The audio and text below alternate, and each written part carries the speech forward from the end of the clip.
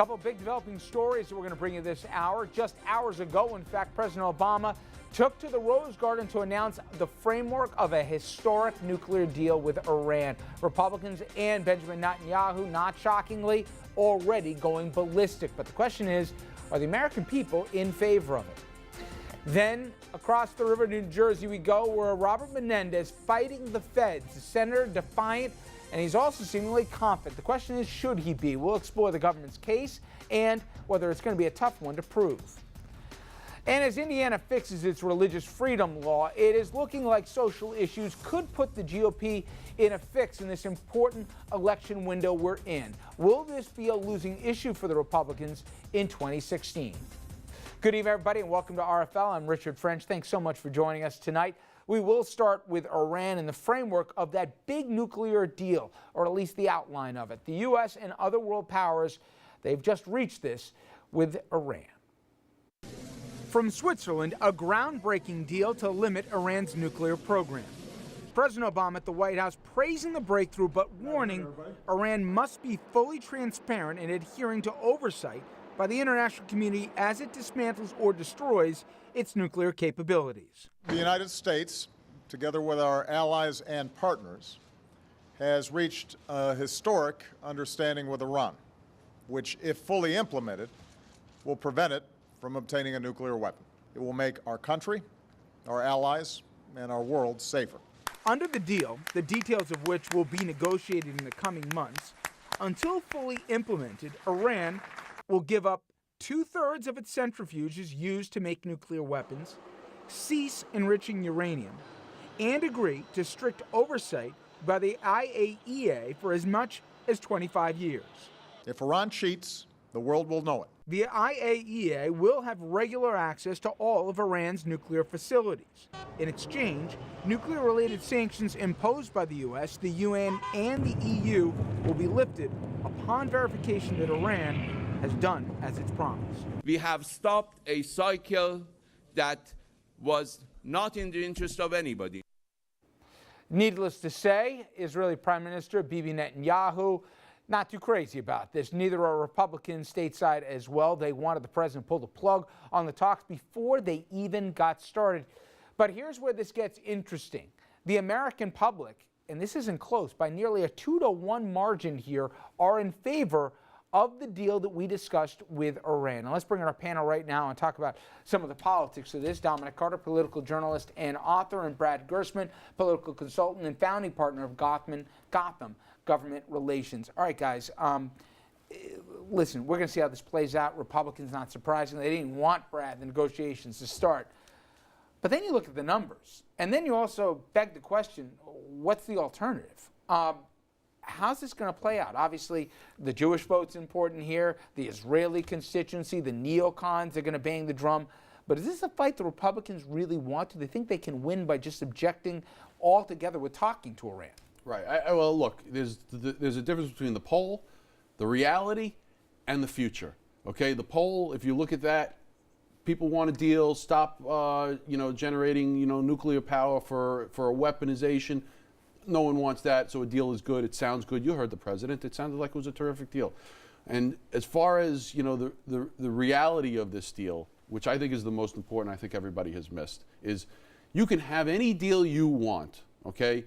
But as soon as Iran goes off the reservation and decides for whatever reason that they need to start hiding things or doing what they've been doing historically, that's when, and then we need to send in inspectors, and they promised they would let us look, and then they won't let us look, and maybe we're not looking in the right spot, and then the deal is off. So a deal is only as good as both sides living up to it. Iran isn't. Actually, I think a deal gets us closer to some sort of military action than further away, because ultimately Iran will not comply, and what will end up happening is that we're going to try to force compliance, and then tensions start to get heated. Listen, what's Brad saying, a lot of folks have said here, including some of the congressional delegation and New York Democrats included. But for me, it's always begged the question, Dominic, compared to what? If you, and we put sanctions, the sanctions seem to have been worked. They've crunched it. But the question is, where's the disincentive for these guys to keep trying, to manufacture here and the capabilities to be a nuclear power? Us saying we'll put sanctions and you know what, we don't trust you, that doesn't dissuade them from doing it. I argue, even from a Machiavellian perspective, that's more incentive for them to do it. If you do trust but verify and have more access to there, how doesn't it make it better? I don't get that part. You're both correct. Oh, don't you try and be solid here. Take a side. really. Here's why. Brad's assessment is one that I agree with 1,000%. And where you're correct, the hammer in all of this, because in case the deal, Iran does not live up to its end of the deal, the hammer in all of this is to return to heavy sanctions. And the sanctions have proved effective. And the reason why I said you're both right, because my point of view is this: what is the alternative? It's easy when you're the opposing party, in this case the Republican Party, to sit on the sidelines demanding action, undercutting the president, going around the president. But what's your alternative? To just keep talking about military action, which is really unrealistic at this point. So it's a historic agreement. Let's hope and pray that it works. But we have to keep, our eyes on the situation. I know we don't care, and nobody judges what the rest of the world thinks about this, but overwhelmingly they say something is better than the current status quo. To that point, if they do breach the agreement here and they don't give us the access that they've promised us, don't we have a better chance to have somebody other than us have to go over there and police this? Won't the world at that point be on the hook too, instead of us, just us, Brad? You know what? I think no agreement was better than anything. Okay, because we had sanctions, we keep turning it up. What is Iran going to do? Why wouldn't they enrich uranium? Brad, why wouldn't they do it? I don't trust that there's a difference, though. There's a deal is only as good, again, as both sides complying with that deal. Iran has historically shown that there is no compliance in anything that we've ever tried to do. They're incentivized to do something this time. Listen, the hardline right in Iran doesn't even like this deal. Short term, they're incentivized. They want sanctions to stop.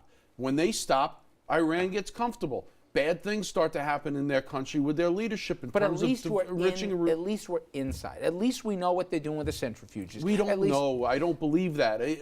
Look, we were supposed to have other people policing them, so this agreement provides for a new group to allow them to be policed. It doesn't matter. As long as someone else is coming in, this is going to be hide the nukes. And this game is going to be like a shell game for all our people looking for them. And that's fine. You know what? At the end of the day, if the rhetoric ramps up, because we don't do this, Republicans say, screw them, we're not doing anything with these guys, we don't trust them. And then the bomb Iran crowd with the John McCains and the rest. You think the American public wants to pick another hot spot in the Middle East and make that our next fight? This is closer to a war with a deal in place. And the reason is because when they go out of compliance, that's when the hostilities begin. When they were just doing what they're doing and we were cracking down on them with sanctions and we're keeping our eyes on them from drones and from satellites, we weren't as close to doing anything. You want to say we can see what they're doing now, drones and everything else, and then you say if we bring inspectors, we don't know what's going on. Which one is it? Listen, they're bad government. They're going to do bad things, and we're going to have a problem with them one way or another. But Richard, let's just hope that they stay in compliance. Let's look at it as half full as opposed to half empty. The skeptics, I'm not saying half empty. I'm saying empty. You're saying empty. Okay, Brad. The problem, no, it's okay. The problem at this point, you mentioned McCain and company. What are they going to do now? The skeptics, Netanyahu, and the Republicans in Congress, they are already beating the drum that this is a bad deal and on and on and on. And so they're going to try to continue to undermine Obama's credibility. Maybe the cynic in me says, the president maybe worked out something. He knows he's going to be if he's a year and a half left. He probably worked out something with Republican leadership to say, I'm going to leave a little wiggle room here. You guys crush me for the next 48, 72 hours, whatever you're going to do. And then next week, come in with tougher sanctions that the Iranians we already negotiated were going to be in there. They're getting hurt economically, the Iranians. They got to do something. I would like to think, and maybe I'm wrong here, but there was some backroom conversation to say, let's let everybody save face on this. You guys say how terrible it is. You put it in your own stipulations. We'll see if the thing passes, and then everybody's happy. The only deal that would be said if that were the case is if the Republicans backed off one thing. A deal means both sides have something. Yeah. And so the president does this, you save face, Republicans, but the way the president needs to save face is the Republicans stop asking for it to come before Congress to be approved and ratified. If that's the case, then you may be right. All right, I've got two guys who are as good at folks that I want to talk about the next subject. Brad, in addition, know that how the political game works here. He also was a former prosecutor as well, and Dominic has covered a whole bunch of corruption cases as well. They're going to pull the curtain back as we go to New Jersey, where Senator Menendez made his first court appearance today, and he had some really strong words for the government. Just posturing and bluster here, or is he right that the feds don't have that strong a case, and after 2 years to get an indictment, what can we really expect that they can deliver on? We'll get into that after this.